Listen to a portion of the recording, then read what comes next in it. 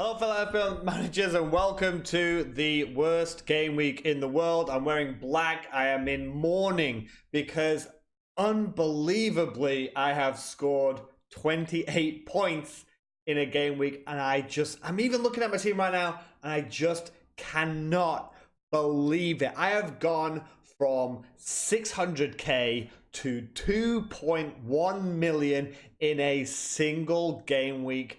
And I'm still completely in shock. So, of course, people are going to point out straight away that Pookie is sat on my bench there for 28 points. I understand. I should have gone for the attacker over Lundstrom.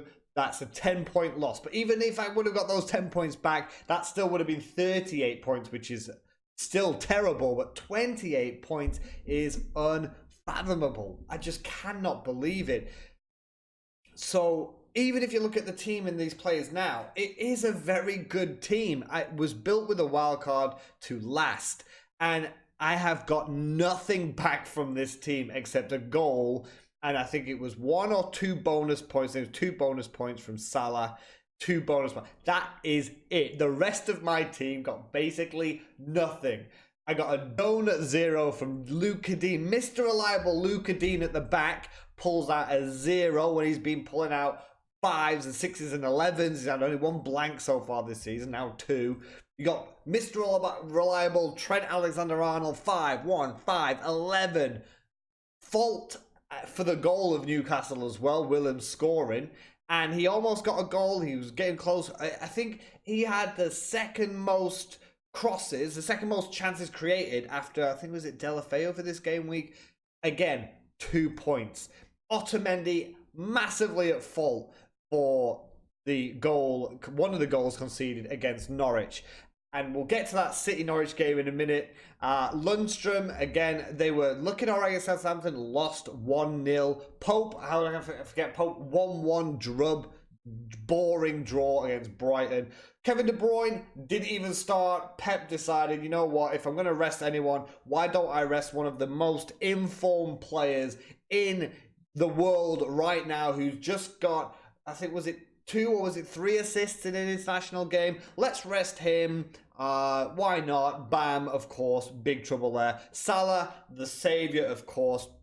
Raheem Sterling, another blank as my captain. Lanzini got me an extra point for a clean sheet. He's got 3 and 3 in the 2 game weeks of having. Ceballos hauled off just before the 60th minute mark by Emery. Wasn't even playing that poorly. And then Barnes blank. So let's just get to Man City. But first, how unlucky is this? 5 out of 5 captaincy choices so far this season, I've lost every single time. If we just jump back to game week 1, triple captain Salah, I always wanted that. He still did well. Sterling goes and bangs it against West Ham. Lost on that one.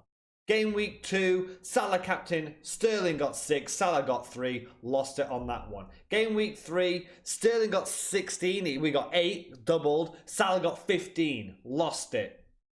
Game week 4, Sterling got 3, Salah got 6, lost it. Every single game. Game week 5, Salah got 9, Sterling got 2, double for captain, lost it. 5 out of 5. That is just as difficult as getting 5 correct out of 5. It is absolutely absurd. How I've got into this situation is completely beyond me. People are trying to give me hope. People are saying that, you know, if you can fall this much in a game week, you can rise that much. Maybe not as much as I would have. But a couple of game weeks, a couple of captaincy choices going the right way, could still climb back. But absolutely just, I was looking at the games on Saturday and I just absolutely couldn't believe it. So going back to that Man City Norwich game, I still don't regret the decisions I've made. I think that one of the best bookies odds that I saw before that Norwich game was 22 to 1. Basically, that means if you put £1 on Norwich to win at home in that game, you'd got £22. So the odds and the bookies and everyone had Norwich massive underdogs. We all thought it was going to be 5-6-7-0. Maybe even 7-1 at most against Man City. And what a game. Sometimes you've got to support football over FPL. And, you know, you want the underdogs to win. It was nice to see, but I just, in the back of your head, and you're looking and you're thinking, De Bruyne's on the bench. He's going to come on and pick up like a point or two. Sterling's blanking. You know, he hit the post. He had a couple of chances. But a lot of people think, I've not seen a lot of people noticed or mention so far that he started on the right. I think he usually plays on the left. So him and Zinchenko on that side, when he switched after the substitution, when Bernardo Silva went off, you could see he got more into the game towards the end. So I think that might have a bearing. But I'm looking at this team and I'm just... It's not even a bad team. I've not got ridiculous punts in here. I've not got a bunch of nobodies or out of form players. It just so happens that every single player just blanked this week. I think it's maybe the lowest score I've ever got. So going into the next game week, I am going to stick with it. I do have a bit of a future plan. Thebios, or Thebio, if you want to pronounce his name correctly. I don't think he's going to be staying, even though he's got a nice, good price point. He's done nothing since the Burnley game. He's getting hauled off. He's getting rotated out. I think the only Arsenal assets to really touch is definitely Aubameyang, maybe Pepe. I wouldn't really go that way yet. But I don't think I can get to a 3-4-3, but maybe a 4-4-2. I don't know, but I'm thinking Ceballos down to someone like Hayden at 4.5. Maybe try and get in a 3-4-3. I think that's going to be the comeback. A lot of people are going to go big up top, but that's for future. I want to say I've got one transfer. I want to make it to 2 because I still don't think it's a terrible team. I don't think this is a bad side, but let me know in the comments below. You'll have all had a better game week than I have. I would be really surprised if someone's got a lower score than me this week. But it hurts. Like you can't say that it doesn't, and especially when you're talking to people on Twitter and you're making YouTube videos and you're looking and you're thinking, oh, and then you've got to make a video about it, and it's just thinking that you just want to quit. You just want to ignore it. You just want to ignore FPL for a couple of weeks, but we all enjoy it that much. You got to remember that it's a game, and, you know, fine. The game is afoot now. I need to really claw my way back in and not do something too reckless like, you know, take a -12 hit, because I don't think it's that much of a bad team. I am going to stick with Raheem Sterling as my captain. I think it's the right choice. I don't regret the decisions that I've made. I don't think Sterling captaincy, going to a Norwich side that was so crippled by injuries, was a terrible decision. I could argue that you should always go the attacker. I'm not going to make that mistake again. I should have gone Pookie over Lundstram. That was a mistake. That has cost me 12 points. Happy to admit that. But even when I asked people on Twitter, in a poll, Pookie or Lundstram, it was 50-50. So I know I'm not the only one out there who had that thought, that idea. You're trying to get the most points. I felt that Pookie's ceiling was low. I'm not going to make that mistake again. But let's have a look as well from last week's predictions, which was, again, a mixed bag. I think it was one of the strangest football and FPL weeks that we've had, definitely so far, at least this season. So let's just take a look back at the prediction. So having a look at the predictions, nothing correct about the avoiding. Watford did get 2 goals. They clawed it back against Arsenal, 2-0 down to an Aubameyang brace. Norwich, magical performance against Manchester City to take the win there. And Wan-Bissaka, who had a yellow flag. United, really inconsistent so far this season, managed to bring in a clean sheet in the game against Leicester, and he took home 6 points. Going on as well to the players that I did suggest, you have Sergio Aguero, who did find a goal for Manchester City. He did take home 6 points. Firmino, who is on my fan team FPL as one of my forwards, someone who I would like to have on this FPL. He came off the bench. He was rested. He came back late with the Brazil squad. He managed to come on and get 2 assists, 8 points with just 53 minutes under his belt. A beautiful little flick back heel assist as well. I love him as a player. People like him as a player. They think FPL wise he's not as good. I do think he's going to be a really good FPL player. If you could get Mane and Firmino, even Salah and Firmino, I think that would be a fantastic partnership there. And Ceballos, I mentioned him earlier on. 1 point, hauled off after 59 minutes. He couldn't even last 1 more minute to get me that extra point, but that's just the way it is. Heung-min Son had a sensational week back into the side. Now he's getting those minutes under his belt. This is his 3rd game. Remember, he missed the first 2 because he was suspended. He got an assist last week. in 78 minutes in the North London derby against Arsenal, and he got 2 goals, 16 points against Crystal Palace, and it'll be no surprise, I'll spoil it already, but he's still my differential pick to choose because he has just 5.1% ownership as of right now. Hallier blanked in that goalless board draw against Aston Villa, and Iwobi, Everton still cannot find that away form right now. So it was a pretty. They were on top when it was 1-1, but Bournemouth sort of pulled away with it. Iwobi did get 2 points, but that is a blank. And I think a lot of people are more confused by the likes of Calvert-Lewin again. I know he got a goal, but seeing Keane dropped to the bench when Everton looked so good at home against Wolves in an attacking sense, where they've struggled so far this season, and to see him drop down to see Keane drop down to the bench, I think it does have an effect. I think that must cement now. I think if there is a time to jump on Keane, it would be soon, because I do think that Marco Silva must be looking at this team now and thinking, I have to start Keane with Iwobi, Sigurdsson, and Richarlison. And moving on to our players to avoid, pick, and take a risk on, which I've now changed. It just says differentials. It always was this. I just wanted to make it more clear with the title. So less than 10% ownership. So one to avoid. This is probably going to surprise people, but it is Tammy Abraham. He has been in amazing form. He has scored 7 goals in the last 3 games, but the only reason I'm saying to avoid it is because they're at home to Liverpool. And I think I saw it was the Who Got the Assist podcast I listened to on the way home today. And they pointed out that, and I knew this before, but I didn't really count it as Wolves. But they've only, Tammy Abraham has only really done well against teams probably in the last year and a half. So I know I knew after the Norwich and Sheffield United game that he had done it against the newly promoted sides. But again, he's not really faced or done well against an established side. I do think that Liverpool is going to be a tough task. If you want to bring him in after that, Chelsea have a lovely game week 7 to game week 12 run, so I definitely would be looking at him for those games. I just think the amount of people bringing him in now after his hat-trick against Wolves, it's 1 week too early, but people are going to do it. They want to avoid the price rise. I understand it, but I just don't see anything massive against Liverpool.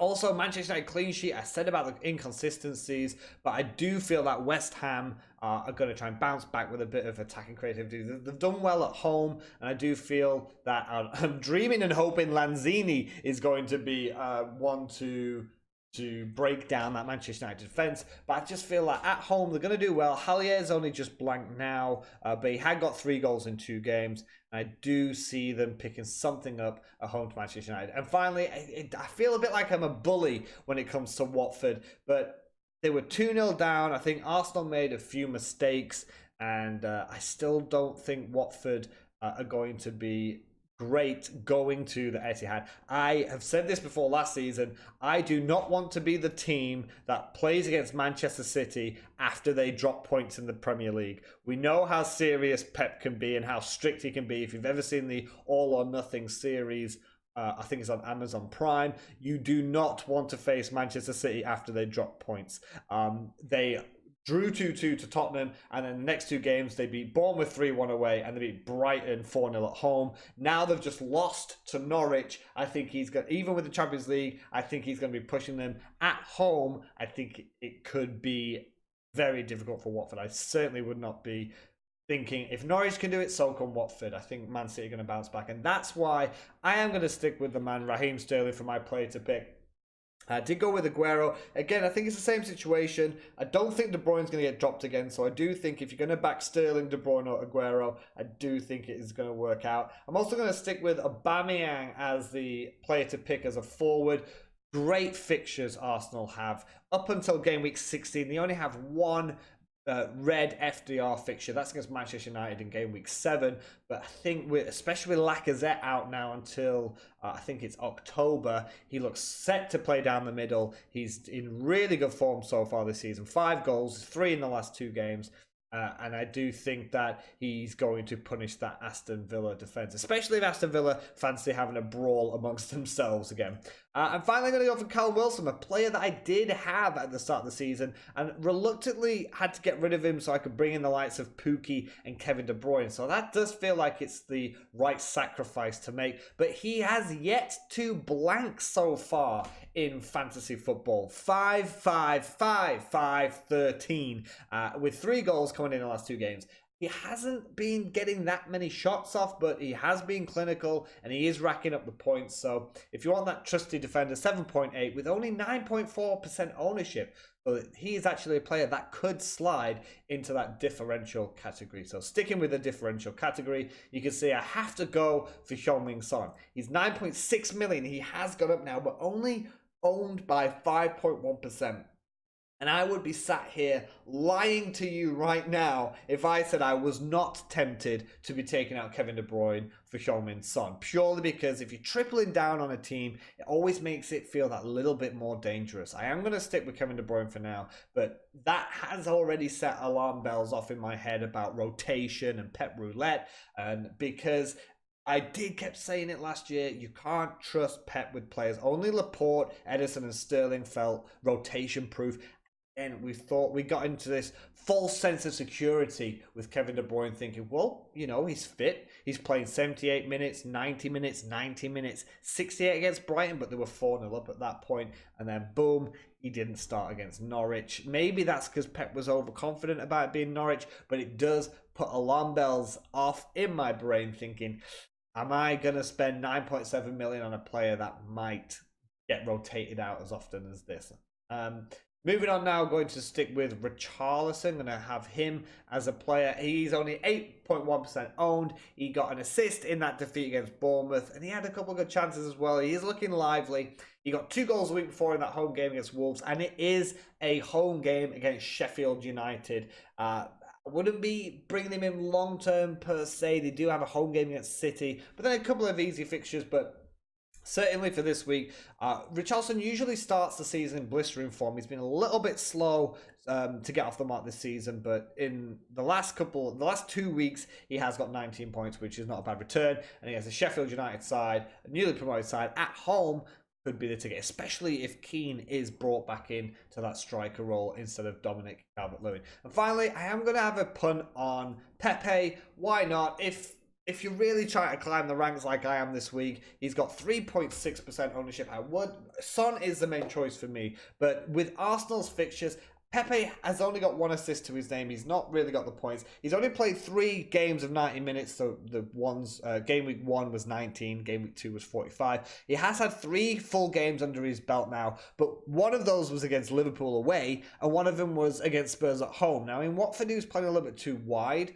But I'm feeling with Aston Villa, I think now is when he's going to kick on. United away in game week 7 isn't great, but then you've got Bournemouth, Sheffield United, Crystal Palace, Wolves, Leicester, Southampton, Norwich, Brighton, West Ham. It is a really good run. Most people are going to be looking at Aubameyang. Aubameyang is a fantastic option. If you could bring him in, I would highly recommend it. After this game week, I would possibly, if I had Aguero, I would possibly be going down to Aubameyang. But if you cannot jump up in for that 11 million bracket for Aubameyang, for 9.4, you'll be able to bring in Pepe. That's going to be it for this game week, guys. Hopefully, I'm going to have a better one than I did. Let me know in the comments below your success stories or any suggestions for me. Why am I giving you guys advice when I'm at 2.2 million? So hopefully, you guys are going to watch it next week. And as always, have a good one.